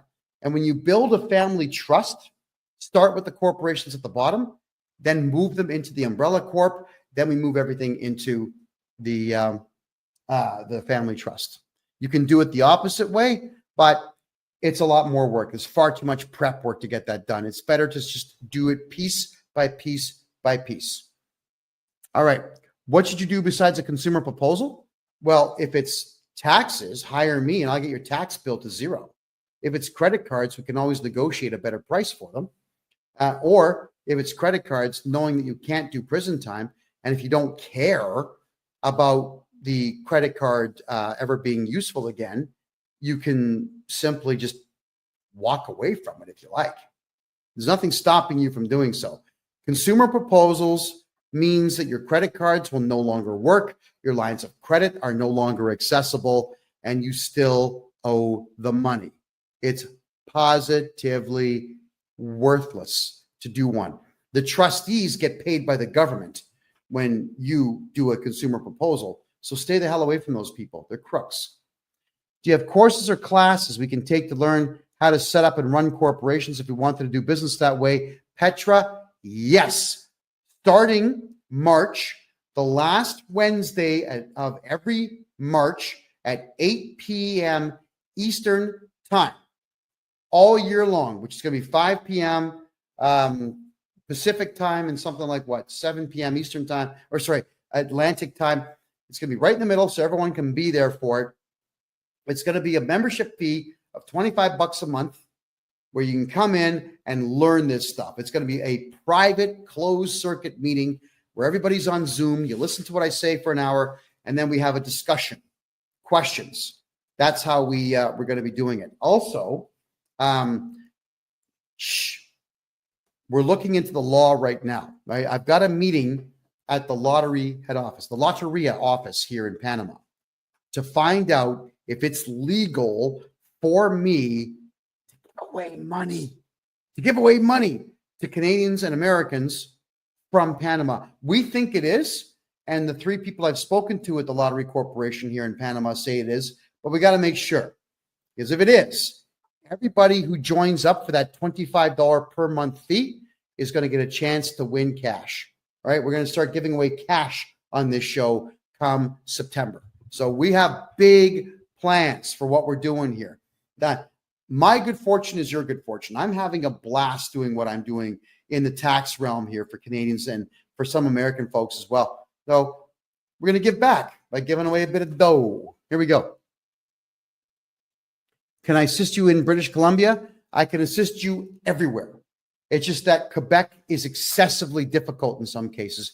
There are some things in Quebec I can't fix because Quebec is a messed up place. But everywhere else, 100% yes. Am I able to set up a trust for crypto assets and capital gains?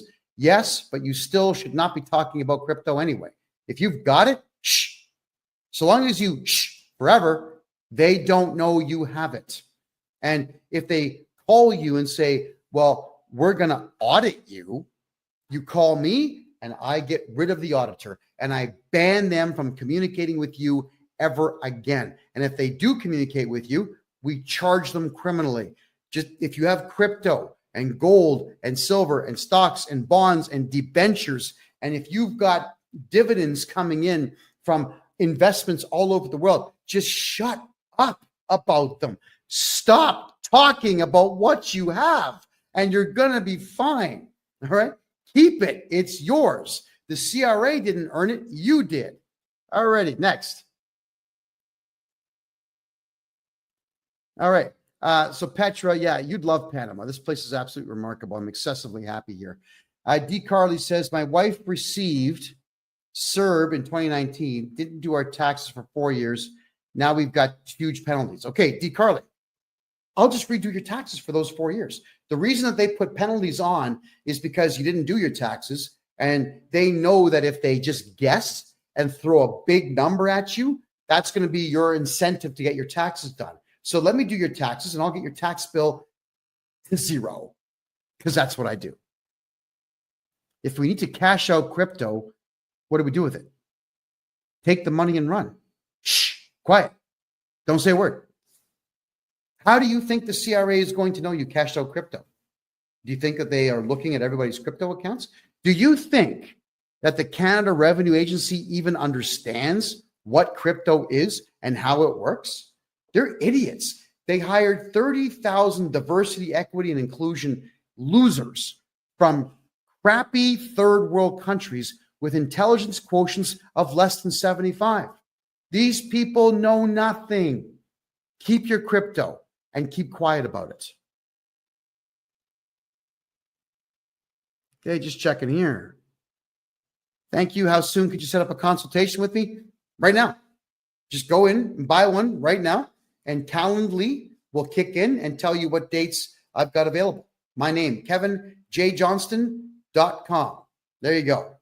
Bobster, even if the exchanges tell the CRA about it, if I'm your tax guy, they're not going to do anything about it. Now, I know how to get rid of all this capital gains nonsense out there on crypto, houses, on gold, on even collector cars or modern art or whatever it is you're buying. If there's going to be a capital gain on there, I'm getting rid of it for you. The CRA can't stop me from doing what I'm doing because it's all legal what I do. All I'm doing is using their own rules to defeat them. And they don't like that because they throw all these clauses of the Excise Tax Act that they're relying on. So I throw back 3 times the number, all of them that suit me. You know, too bad. So sad. I need to hire you permanently for my personal taxes. How do I get in touch? Bobster, my personal website. Yeah, don't communicate with me on social media, please. I don't have time. But I've got a video that's just about to break 400,000 views on TikTok. And this video has something crazy like 950 comments on it. At least it did this morning when I checked it out. I haven't read a single comment. I don't even know what's there. I don't have time to go through social media. So hit me on my website, please, KevinJJohnston.me. That one's got the contact form for you, and you can simply communicate with me there. I'll get back to you as quickly as I possibly can. If I buy my house, am I going to have to pay capital gains? Not if I'm your tax guy. Absolutely not. There's no such thing as capital gains if this guy is your tax guy. Alrighty. Now we're down to our last 4 minutes here, everybody. So I'll take a couple of more quick questions here, and then we'll draw our conclusions for the night and part ways for another week. As always, this show is going to repeat itself on Thursday night. It will repeat itself live all the way through until the following Tuesday. So on Rumble, you can always watch the repeat of this show. It plays for four straight days after we're done. And for those who miss the old podcast, the old political podcast I used to do on Wednesdays, two of my co-hosts from the old show have decided to create their own show. It's called The Lounge. That's every Wednesday at 8 p.m. Eastern time. They talk for an hour, maybe two, about politics. And one of them, Ed Janusek, is in Argentina right now. And he told me that I would need to deliberately blind myself before I go because the women are so beautiful that you might walk in front of a bus not paying attention. Good for him. He seems very happy in Argentina. There we go. All righty. Thank you, Keegan. I appreciate that. D. Carly says, we've done our taxes and now we're paying a $35,000 bill to the CRA. Can I help? Yes. I'll get rid of it. I'll get rid of that tax debt. It's not even a debt. It's just a number they made up. Right? That's the thing with the CRA. They just make stuff up. Assessments and reassessments. It's a guess. It's a wild guess. They don't know what you owe. They just lie to you. It's all that they do. All right, everyone. We're going to draw our conclusions here. We're down to our last 2.5 minutes. In Canada, everything that you put on a tax return is voluntary. It's completely voluntary. The only mandatory thing that you have to do in Canada, and even that is only a suggestion, is you fill out a tax return. If you don't know your numbers, fine. Put your name and social insurance number at the top, sign the bottom, don't put any numbers on it, and mail it in. And now you have met your legal obligations. The CRA will assess it, but then you contact me and we can appeal it, and then we can do your taxes. All right? We want to make sure that each and every one of you knows your rights. And you've got the right to remain silent, so don't talk to the CRA. Have me become your tax guy and your legal agent so that I talk to them and not you, because they're always fishing for information. That's just how it works. The CRA knows nothing about you until you tell them. Because like I said earlier, they've got a bunch of morons working for them. They are not intelligent people at all. In fact, they all hate each other who work for the CRA because they've taken 100 different cultures and threw them all in the same offices and said, here you go, get along. Well, we know that doesn't work. So let them argue with each other and let us do your taxes for you so that we can get you back everything that they've taken from you. All right, so get a hold of me, folks. Joseph, thank you for the rose. Greatly appreciate that. My name's Kevin J. Johnston, everybody. I am formerly a journalist, and I am now Canada's #1 tax guy. Yes, I am Canada's biggest mouth. This yap never stops moving, and it always is going to tell you the truth as I know it to be about taxes, politics, money, finance, commerce, the whole 9 yards. Yes, I do live in Panama City now because I can't stand communist Canada. And yes, all of you can live a very good life here on an extremely low budget. This country has been very good to me. It's a beautiful place. I'll not be leaving anytime soon on any particular permanent basis. You got to check it out for yourselves. All right, everybody. This is the Tax and Money Show, episode number 51. Every Tuesday, 9 p.m. Eastern Time.